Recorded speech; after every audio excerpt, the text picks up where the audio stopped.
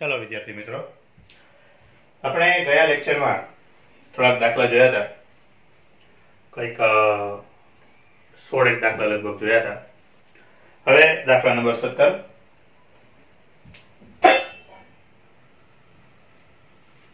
કેપેસિટરના જોડાણ આકૃતિમાં દર્શાવેલ છે. એક બિંદુવત વિદ્યુતભાર Q જેનો વિદ્યુતભાર એ 4 માઇક્રોફેરાડે અને 9 માઇક્રોફેરાડે કેપેસિટરના વિદ્યુતભારના સરવાળા જેટલો છે. એક વિદ્યુતભાર કેપિટલ Q તે 4 માઇક્રોફેરાડ અને 9 માઇક્રોફેરાડના વિદ્યુતભારના સરવાળા જેટલો છે. તો તેનાથી 30 મીટર દૂર બિંદુવત વિદ્યુત ક્ષેત્રનું મૂલ્ય કેટલું હશે? જો અહીંયા પહેલા તો જે તમને સર્કિટ આપી છે કે સર્કિટની અંદર તમને જે અહીંયા આપ્યું છે કંઈક આ ટાઈપનું,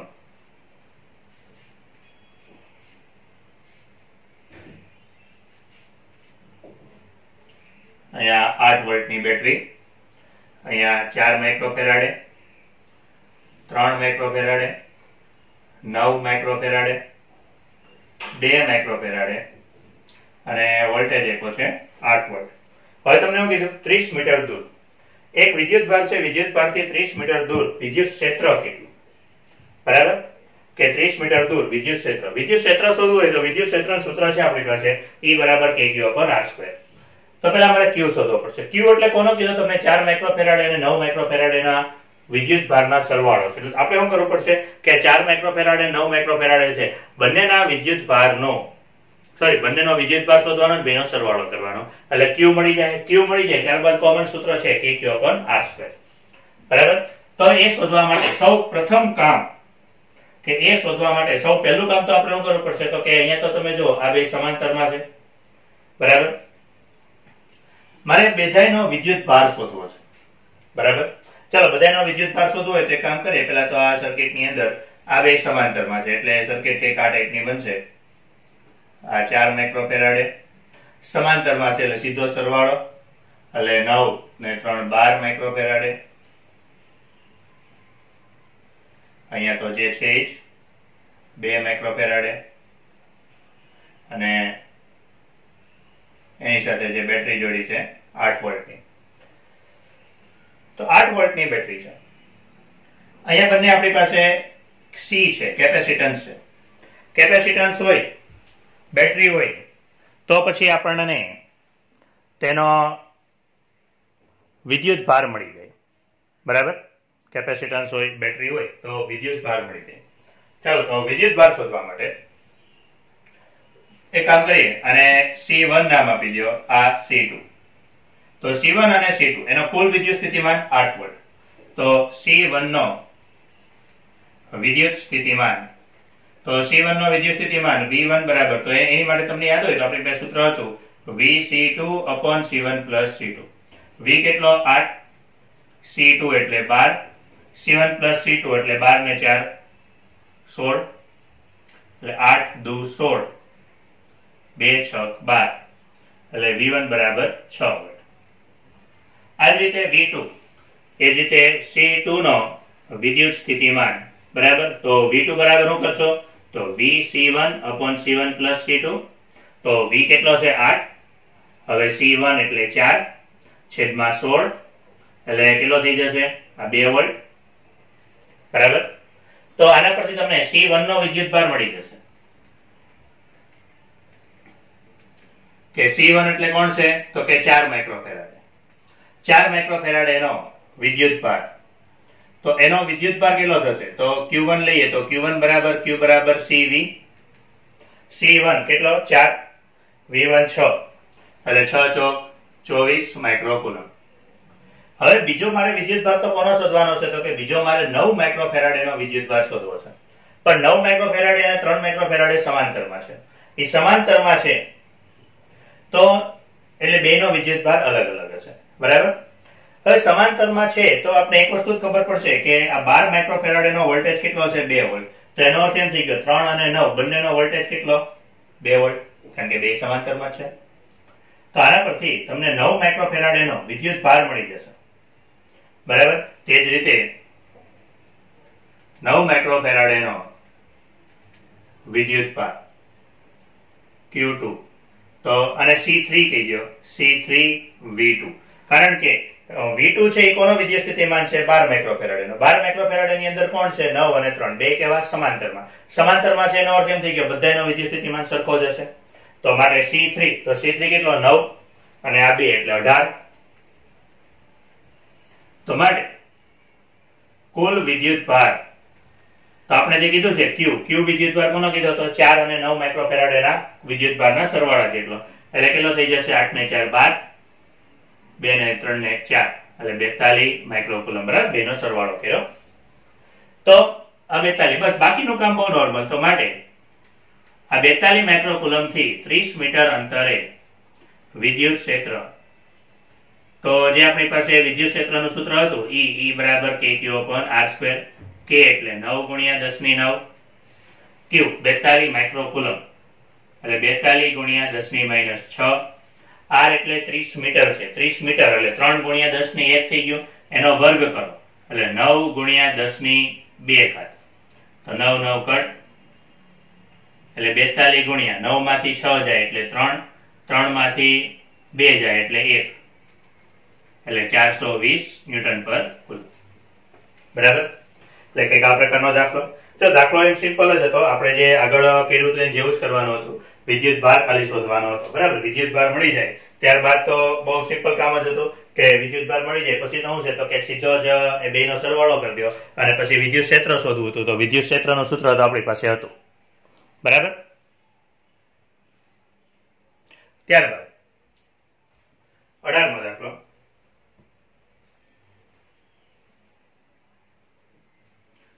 દાખલાની અંદર આકૃતિમાં દર્શાવ્યા પ્રમાણે ચોરસ પ્લેટના બનેલા એક સમાંતર પ્લેટ કેપેસિટરને 4 પરાવૈદ્યુત દ્રવ્ય એટલે ડાઇલેક્ટ્રિક અચળાંક કે ડાઇલેક્ટ્રિક કે જેમના સાપેક્ષ dielectric K1 K2 K3 K4 થી ભરેલા છે. તો અસરકારક પરાવૈદ્યુત K શોધો.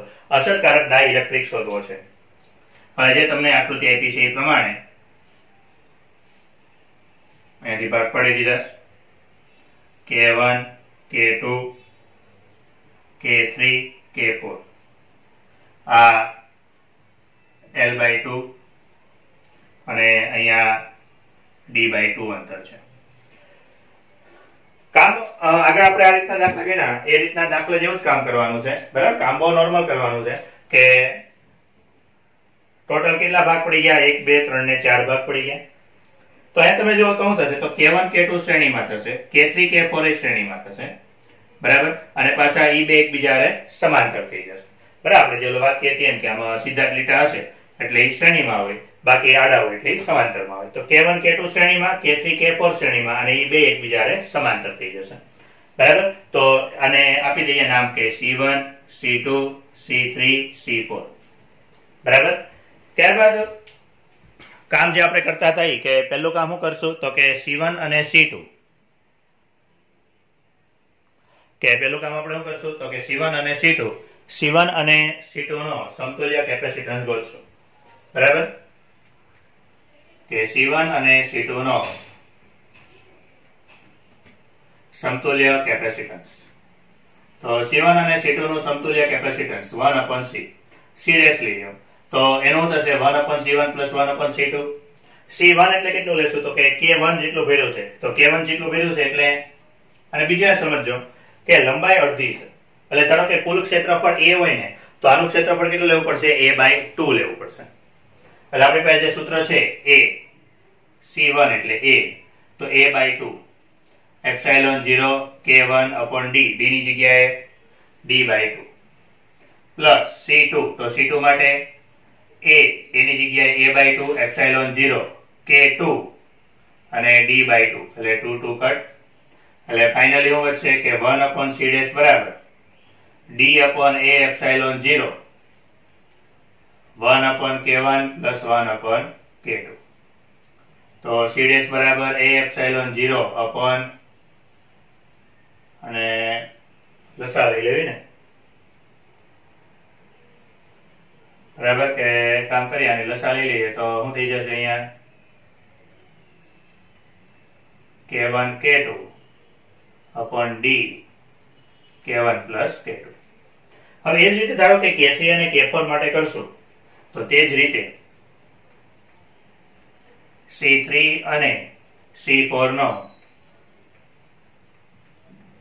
સમતુલ્ય કેપેસિટન્સ. તો એનું સમતુલ્ય કેપેસિટન્સ C ડબલ ડેશ લી ડાયરેક્ટ આના ઉપરથી લખી નાખો A epsilon 0/d. K1 K2 ની જગ્યાએ એવું મળશે K3 K4 upon K3 plus K4. અને આ બે તો કે આટલો આનો એક ભાગ મેળવો, આનો એક ભાગ મેળવો, તો બે એકબીજા સમાંતર થઈ જશે. બરાબર. તો માટે C ડેશ અને C ડબલ ડેશ નો સમતુલ્ય કેપેસિટન્સ, તો એનું સમતુલ્ય કેપેસિટન્સ એને C કહી દઈએ. બેનો સરવાળો કરીએ તો A એપ્સિલોન 0/d કોમન, એટલે અહીંયા શું થશે K1 K2 upon K1 plus K2 plus K3 K4 upon K3 plus K4. બરાબર. ત્યારબાદ જે પણ કઈ લસા લેવા તો એ લસા લઈ લઈએ. તો આપણે તો પરિણામી ડાઇલેક્ટ્રિક અચળાંક શોધવો છે. બરાબર. તો પરિણામી ડાઇલેક્ટ્રિક અચળાંક શોધવો છે એટલે C બરાબર ફરીથી હું લખશું તો કે આ જે પરિણામી C છે પરિણામી C બરાબર A epsilon 0/d into K બરાબર. તો અહીંયા શું થશે A એપ્સિલોન 0/d. ચલો હવે અહીંયા લસા, તો લસા આખો જ લેવો પડશે K1 plus K2 K3 K3 plus K4. બરાબર. પેલા ચાર વિકલ્પ જોઈએ, વિકલ્પ કઈ રીતના છે બસ આ રીતનું છે, તો આગળ કઈ કરવાની જરૂર નથી, રહેવા દે એમને. કે અહીંયા મળશે K1 K2 upon K1 plus K2 plus K3 K4 upon K3 plus K4. એટલે આ એપ્સિલોન 0/d કટ, એટલે K બરાબર K1 K2 upon K1 plus K2 plus K3 K4 upon K3 plus K4. બરાબર. એટલે કઈક આ પ્રકારનું. તો દાખલો સિમ્પલ જ હતો, જેમ આપણે આગળ કેપેસિટન્સ શોધ્યું હતું એમાં કેપેસિટન્સ શોધવાનું હતું. ખાલી નવું તમને એટલું આમાં કરવાનું કીધું એને કે તમારે આની અંદર ડાઇલેક્ટ્રિક ગોતવાનું કીધું. એટલે પહેલા કામ તો નોર્મલ કરવાનું, પહેલા કેપેસિટન્સ ગોતી લેવાનું, કેપેસિટન્સ મળી જાય પછી A epsilon 0/d into K કરી દેવાનું. બરાબર. બાકી તો સામે ઉડી જાય એટલે K મળી જાય. ત્યારબાદ ફરીથી એવો દાખલો છે. K3 અને K4 ડાઇલેક્ટ્રિક અચળાંક, એટલે K1 K2 K3 K4 dielectric અચળાંક ધરાવતા ચાર ડાઇલેક્ટ્રિકની આકૃતિમાં દર્શાવ્યા પ્રમાણે ભરેલા છે. જો કોઈ એક જ ડાઇલેક્ટ્રિક પદાર્થને વાપરતા તેટલું જ કેપેસિટન્સ C મળે તો ડાઇલેક્ટ્રિક અચળાંક K શોધો. ફરીથી આ જ પ્રકારનું કામ કરવાનું છે, પરિણામી ડાઇલેક્ટ્રિક અચળાંક શોધવાનો છે. બરાબર. અને જે તમને આકૃતિ આપી છે 19મો દાખલો, એટલે જે તમને આકૃતિ આપી છે તો આકૃતિ તમને કઈક આ ટાઈપની આપી છે.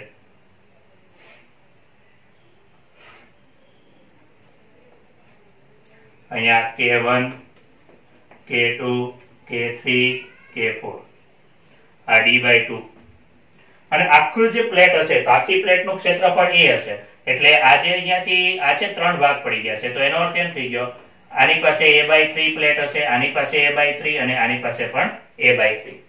બરાબર. ત્યારબાદ ફરીથી કામ જ કરવાનું છે કે એનું સમતુલ્ય કેપેસિટન્સ શોધવાનું છે. હવે સમતુલ્ય કેપેસિટન્સ શોધવું હોય, બરાબર, એટલે અહીંયા ફરીથી એવું થશે તો કે આજે 3 છે K1 K2 K3 એ 3 કેવા સમાંતર, એની સાથે K4 શ્રેણીમાં, એટલે આ C1 C2 C3 C4.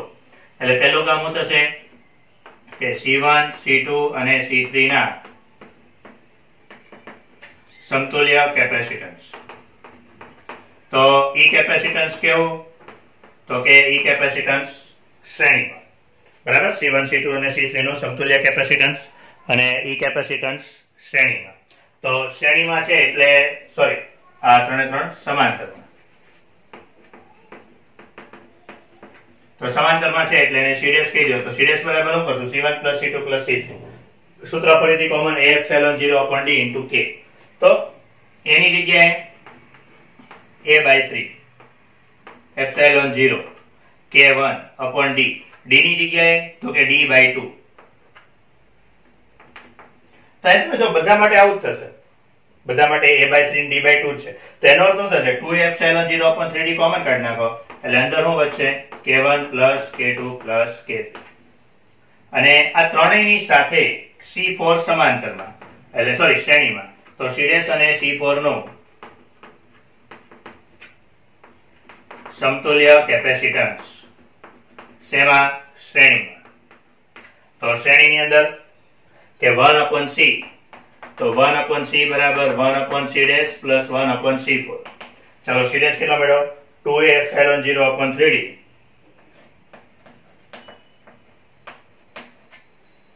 અને K1 plus K2 plus K3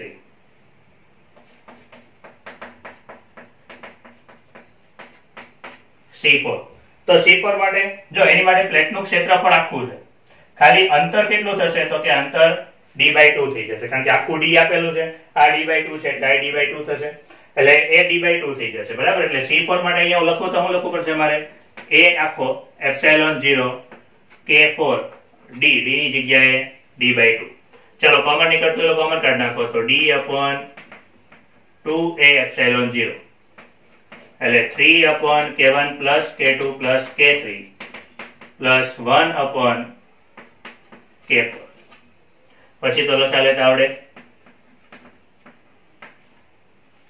તો આવશે 3K4 plus K1 plus K2 plus K3 upon K4 into K1 plus K2 plus K3 હવે આ તો હું મેળવ્યું તો કે આ તો 1/C મેળવ્યું તો 1/C મેળવો તો માટે ખાલી C તો ખાલી C બરાબર શું થઈ જશે 2A/0/D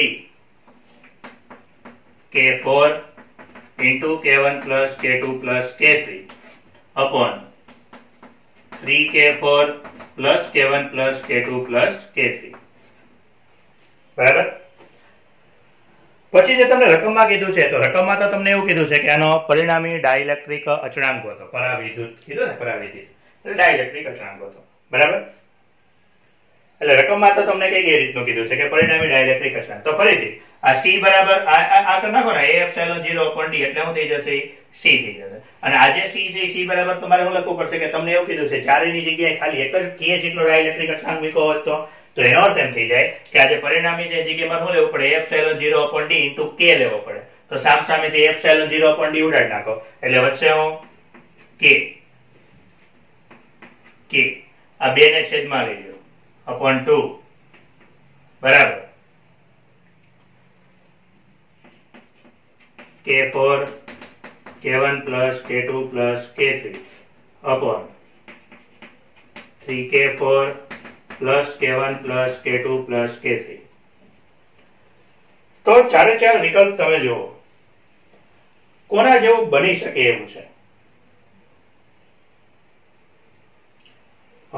એક કામ કરીએ આને કે ઉપરના A કે B વિકલ્પ જેવું બની શકે એવું કરું બરાબર પણ A અને B વિકલ્પ જોવો ને તો A અને B વિકલ્પની અંદર છેદમાં K છે આને કામ કરે ઉલટાઈ નાખીએ એટલે આ K/2 થઈ જશે પછી ઉપરનું થશે 3K4 plus K1 plus K2 plus K3 બરાબર આ છે આને બે ના છેદમાં લઈ લો આને બે ના છેદમાં લઈ લે એટલે અહીંયા શું થઈ જશે K4 K1 plus K2 plus K3 છેદમાં K4 K1 plus K2 plus K3 બરાબર તો હવે અહીંયા શું થઈ જશે તો આ K4 ઉડી ગયો અહીંયા આખું આ K1 plus K2 plus K3 ઉડી ગયું એટલે ફાઇનલી આપણે જવાબ શું મળશે K/2 બરાબર 3/K1 plus K2 plus K3 plus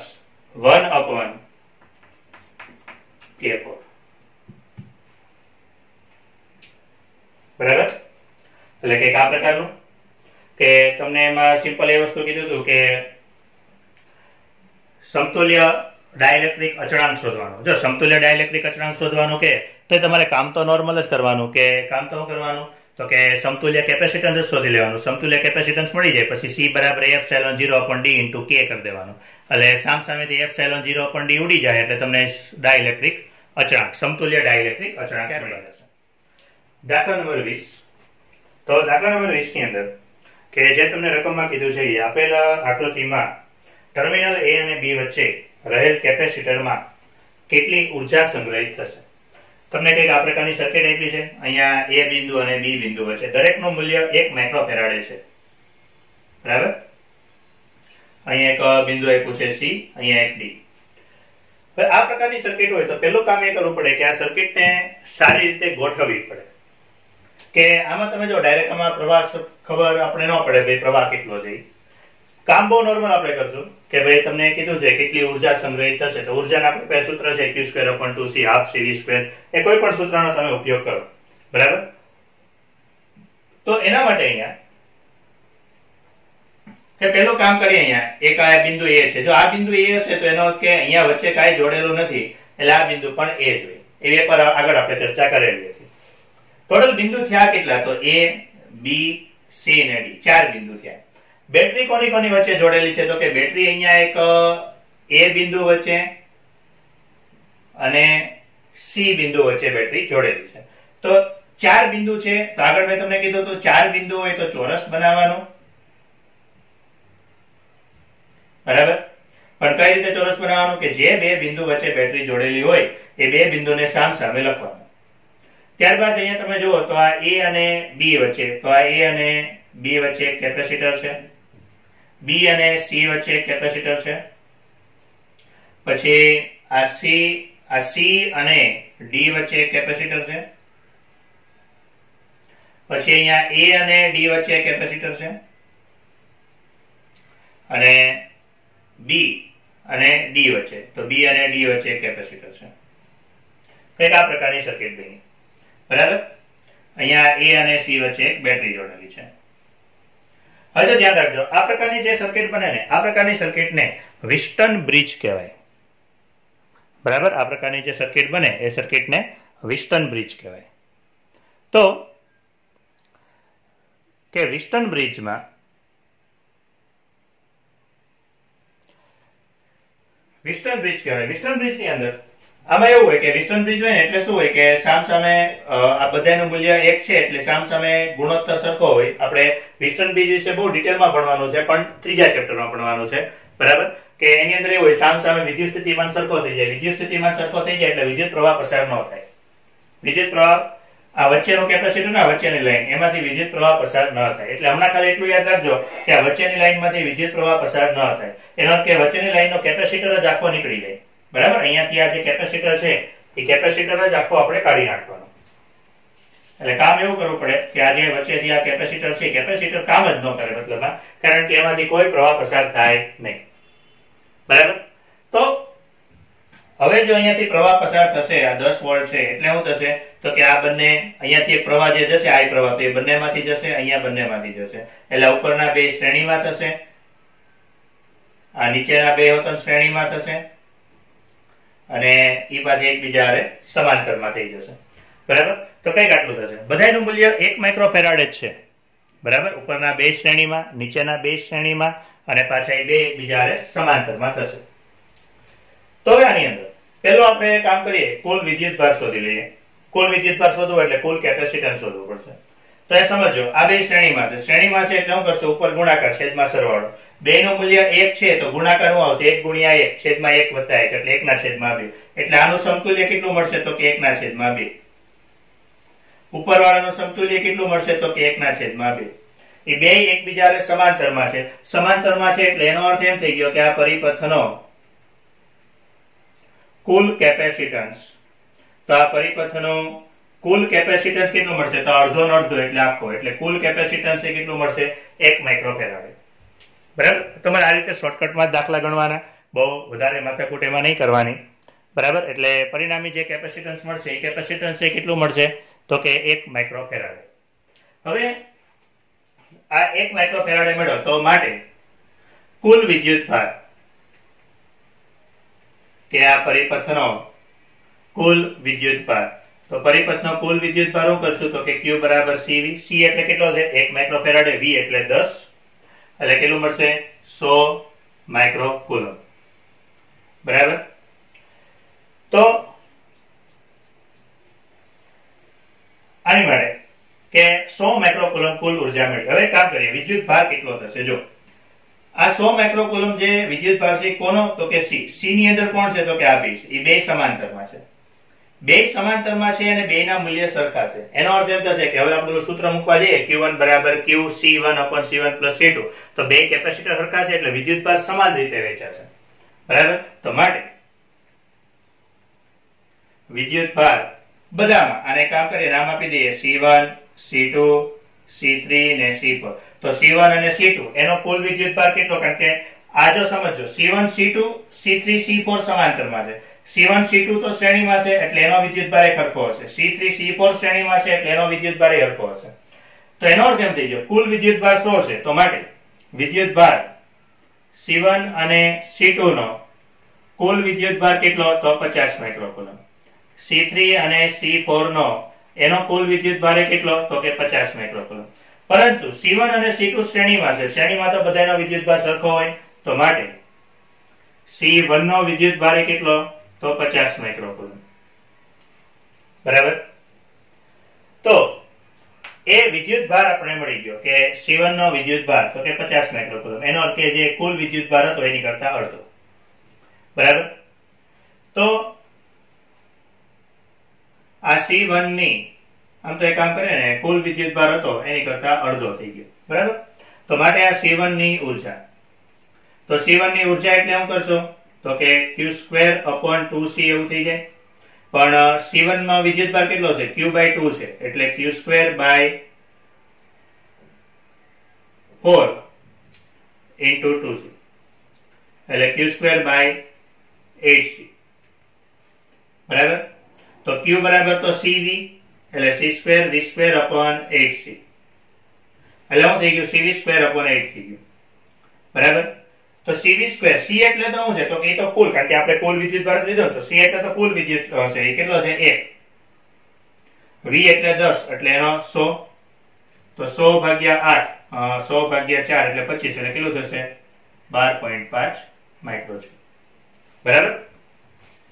કઈક આ પ્રકારના હવે બે ત્રણ દાખલા છે પૂરા કરી દઈએ. ત્યારબાદ 21મો દાખલો. નીચે આપેલ પરિપથમાં C3 આગળ કેટલો વોલ્ટેજ હશે? જે તમને પરિપથ આપ્યો છે અહીંયા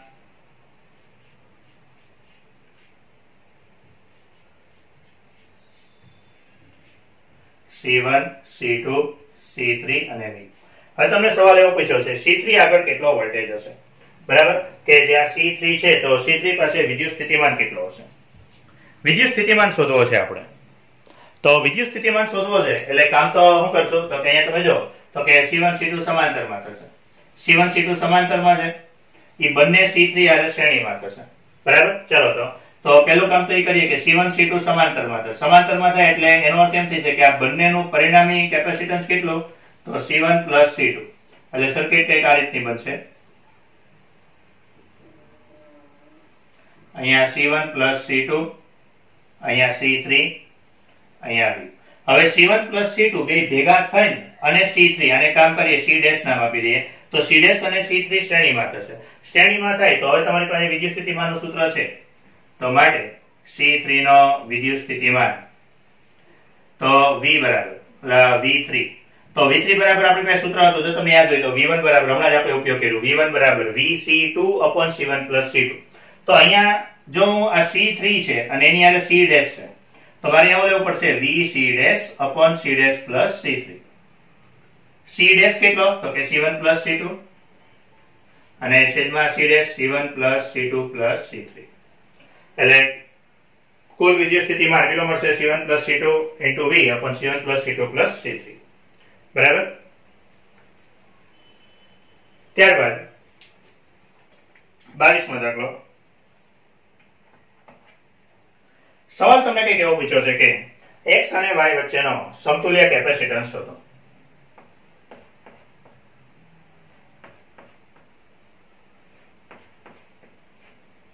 x y પછી અહીંયાથી આમ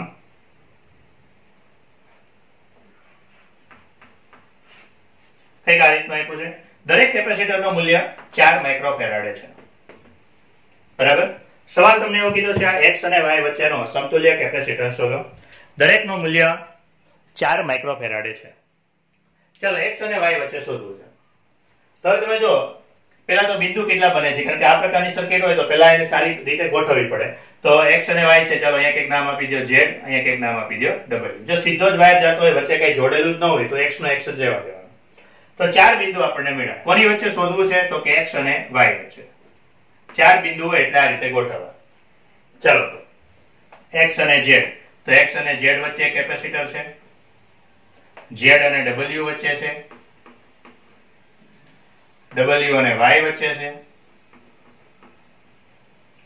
પછી આ જો z, હવે આવું હોય ને, આવું હોય તો એનો અર્થ એવો થાય કે વાયર ખાલી આમ ઉપરથી પસાર થાય છે, બે એકબીજાના સંપર્કમાં નથી.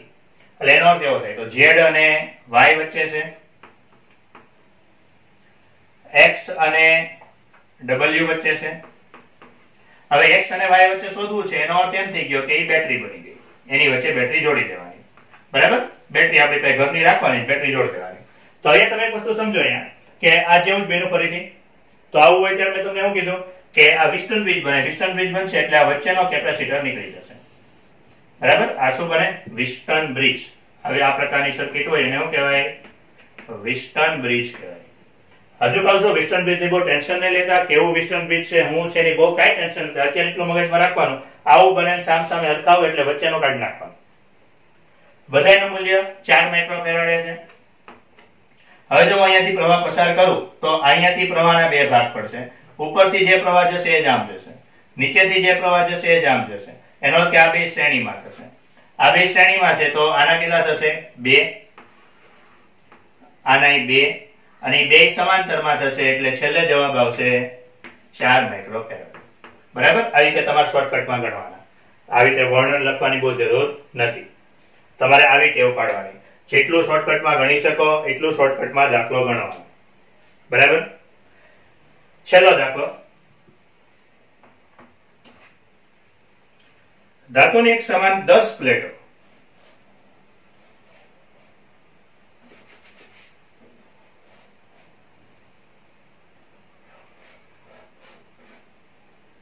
અહીંયા અંતર 3D, અહીંયા અંતર D, અહીંયા અંતર 3D.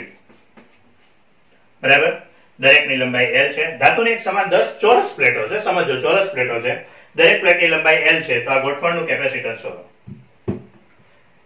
જો કઈક આ રીતે પ્લેટ, આપણે એક પ્રકારે આવો દાખલો એકવાર આગળ ગણેલો છે. બરાબર, કે ટોટલ આ પ્રકારની એમાં કઈક ઓછી પ્લેટ હતી, લગભગ 4 કે 5 પ્લેટ જ હતી, એવું કઈક હતું.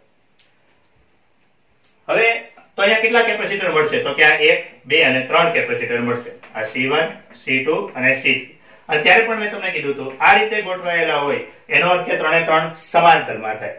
તો સમાંતરમાં હોય એટલે બહુ સિમ્પલ વસ્તુ છે. સમાંતરમાં હોય એટલે સીધે સીધો બધાનો સરવાળો જ કરશું. તો કે C બરાબર C1 plus C2 plus C3. C1 એટલે શું કરશું? તો A epsilon 0 upon 3D. C2 A epsilon 0 upon D. C3 A epsilon 0 upon 3D. એટલે કેટલું થશે આ? અને 3 વડે ગુણો, 3 વડે ભાગો તો 3, 4 ને 5 એટલે 5 A epsilon 0 upon 3D. અને A એટલે તો કે ચોરસ પ્લેટ છે એટલે L સ્ક્વેર. બોલો, બરાબર. તો કઈક આ પ્રકારના દાખલા, એટલે આવા વધારાના જે દાખલા ગણાવ્યા છે એવા દાખલાની પણ પ્રેક્ટિસ રાખવાની છે. બરાબર, એટલે ચેપ્ટર અહીંયા કમ્પ્લીટ પૂરું. નેક્સ્ટ લેક્ચર થી આપણે ચેપ્ટર નંબર 3, આપણા સિલેબસનું એક મહત્વનું અને મોટું ચેપ્ટર નંબર 3 શરૂ કરશું. બરાબર, એની અંદર પણ આ ચેપ્ટરના જે છેલ્લે આપણે આ વધારાના દાખલા ગણ્યા તેનો ઉપયોગ થશે. એટલે તે બધી જ વસ્તુ મગજમાં રાખવાની, કઈ રીતે શ્રેણી છે, કઈ રીતે સમાંતર છે, એ બધું મગજમાં રાખવાનું. એટલે નેક્સ્ટ લેક્ચરથી ચેપ્ટર નંબર 3 શરૂ કરશું.